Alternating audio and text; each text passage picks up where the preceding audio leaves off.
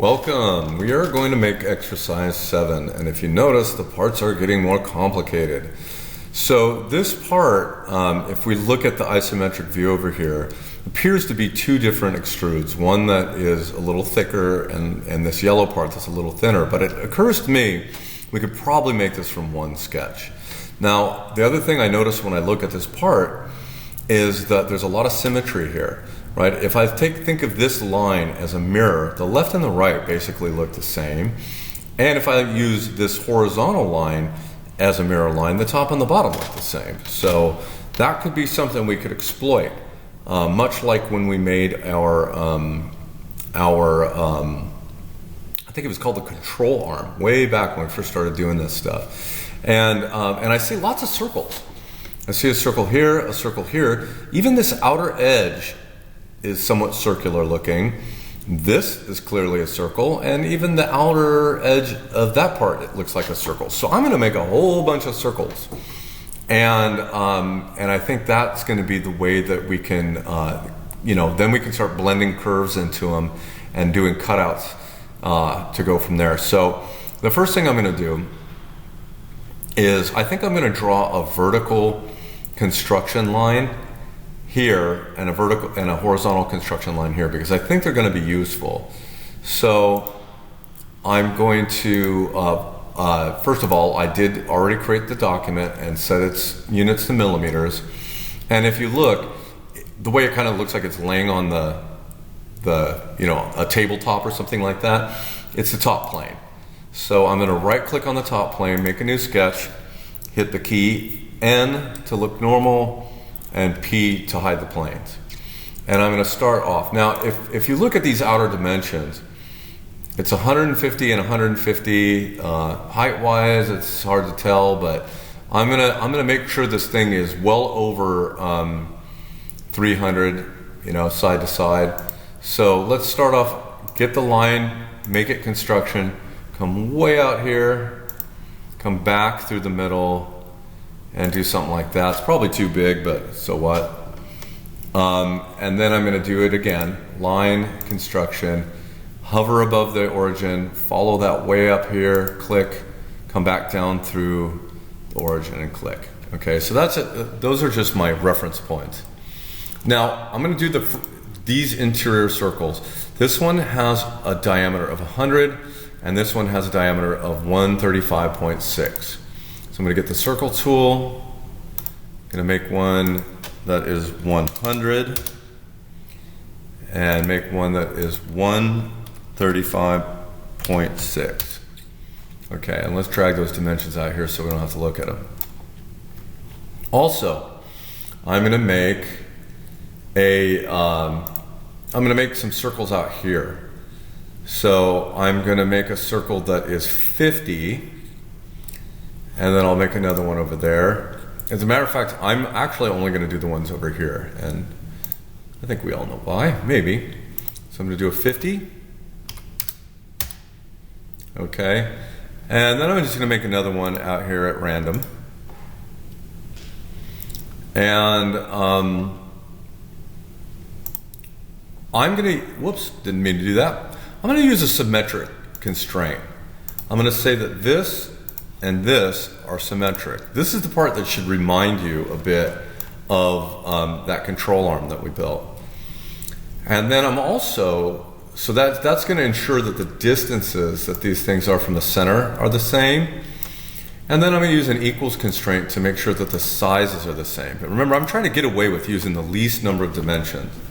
Okay, so that's kind of a start. Now, we also have this outer profile.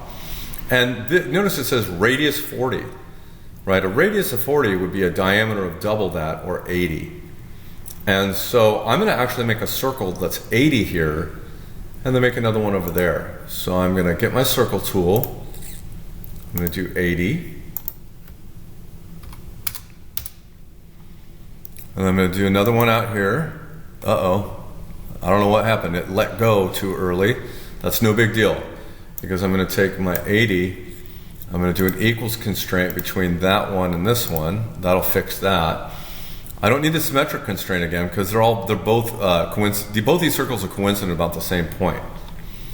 Okay, now also, see there's a radius of 75 that goes around the top here. Double 75 is 150, so I'm going to make a circle that's 150. And there it is.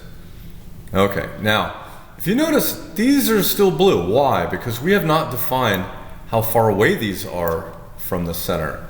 And if I go here, I can see that the centers are 150 away. I'm going to get the dimension tool, go here, and make that 150. All right, now it's nice and black. So what are we missing now? Well, there is a curve that comes along here and kind of arcs downward right here that connects these two. So I'm going to get the 3-point arc tool. I'm going to click here, and I'm going to pull down. You know, how much? Who knows? I'm just going to click it and make it. And I'm going to set it to 100 because it did say that that radius was 100. There it is. If we notice, it says it's 100 over here. Okay, so why is it still blue? Well, because 100, if I grab this and drag it, and drag the points, you notice it can kind of go all over the place and still be a radius of 100. What's going to lock it in? Well, we want a smooth transition. Aha, tangent then. I'm going to make this tangent to that, and this tangent to that. Now we've got exactly what we need. Okay, now this is the fun part. I'm going to use the mirror feature. I'm going to click this as my mirror line, and I'm going to click here and make another one over here. Then I'm going to hit escape and I'm going to do it again. But this time I'm going to click, this is the mirror line, and click this one and that one. And look at that. Using that symmetry to our advantage. Okay, so now it almost looks right, right? Except for there's too many extra lines. Well, you know, we know how to take care of that stuff, and we will. So let's go back out here. You need these little slots cut in here. So I got a horizontal line and a horizontal line that are 20 apart. Well, I'm going to create one of those horizontal lines. I'm going to get my line tool, and I'm going to start here and end here.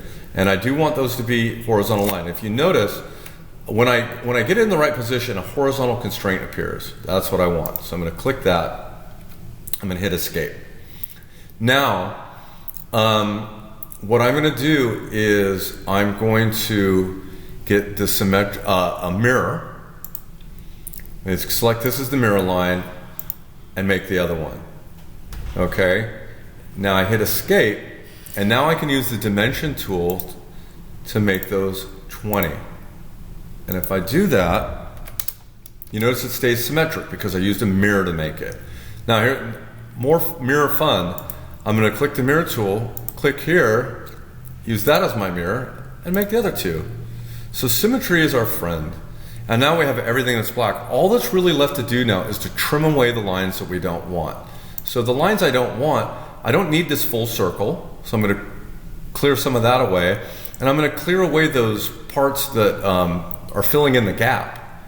So I'm going to get my trim tool, clear away the parts that fill in the gap here, and here. And then I'm going to clear away these excess parts of the arc there and there. And now I have exactly the thing that I was looking to create. Let's get this out of the way. Put it up here with its friends. Okay, and now I've made the sketch that I need, and I'm going to accept it. I'm going to right click, select isometric, and we're going to do a couple extrudes. I might actually extrude this inner circle first, so let's look up and see how much that is. Now I'm not going to get that out of this view, it's this view. So when I look in here, if you look closely, you can see the thickness of this part is 10 and the overall thickness is 20. So that inner like yellow part is 10. So I'm going to get the extrude, click there, change it from 25 to 10 and accept it.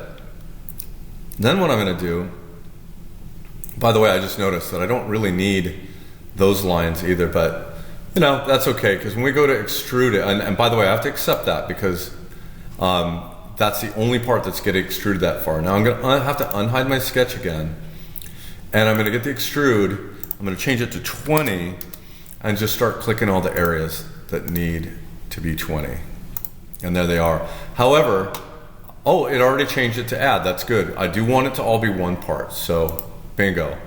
And now if I hide that sketch again, there it is. We did it. That's our part.